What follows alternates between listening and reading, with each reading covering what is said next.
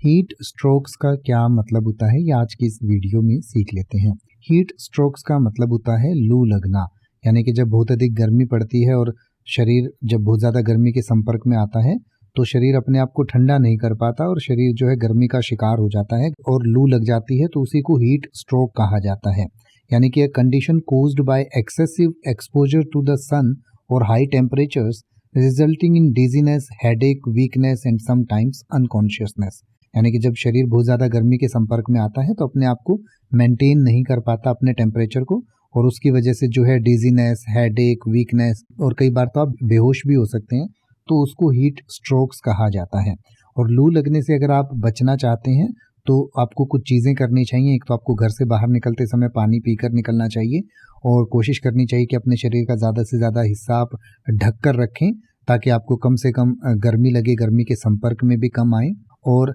आप जो है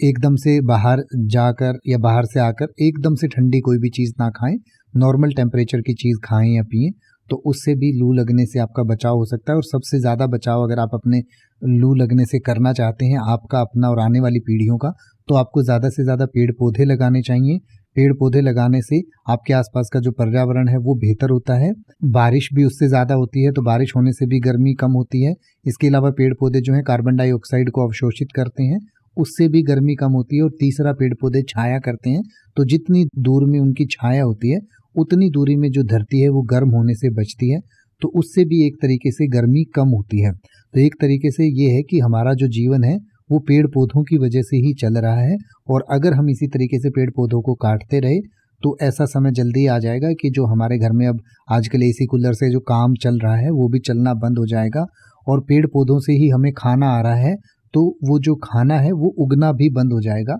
क्योंकि खाना भी जो है वो पेड़ जो है पेड़ पे पौधों पर ही लगता है। और कुछ लोग अब इस पे ये भी कहेंगे कि हम तो जी मीट खाते हैं, तो मीट खाने के लिए जो जानवर है ना, जिन जानवरों को आप खाते हैं वो पेड़ पौधे खाकर ही जीवित रहते हैं, तो वो पेड़ पौधे नहीं होंगे तो वो भी नहीं होंगे, फिर तो आपके लिए मीट भी नहीं बचेगा। तो इसलिए अगर आप अपना जीवन बेहतर करना चाहते हैं, आने वाली पीढ़ियों के लिए ये पृथ्वी को रहने लायक छोड़ना चाहते हैं, तो पेड़ पौधे लगाइए, अपने आसपास लोगों को जागरूक करिए और ज़्यादा से ज़्यादा लोगों को, पेड़ पौधों को नुकसान करने वाले लोगों को ज़्यादा से ज़्यादा रोकिए, ताकि जो ये हीट स्ट्रोक्स हैं, जो लू लगने की समस्याएं हैं, ये समाप्त हो सकें। अब आप किसी भी वर्ड का मतलब हिंदी और इंग्लिश में YouTube पर सर्च कर सकते हैं, आपको मेरी वीडियो मिल जाएगी जिसमें आप बिना किसी फालतू बकवास के सीधा उस वर्ड का मतलब समझ पाएंगे। तो ऐसी ही वीडियोस को देखते रहने के लिए चैनल को सब्सक्राइब करें और बेल आइकन को प्रेस करें।